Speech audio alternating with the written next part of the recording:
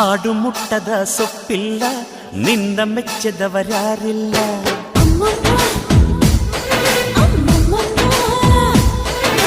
ಜೇನಿಗಿಂತ ಸಿಹಿ ಬೇರಿಲ್ಲ ನಿನ್ನ ಮುದ್ದಿಗಿಂತ ಸಿಹಿ ಬೇಕಿಲ್ಲ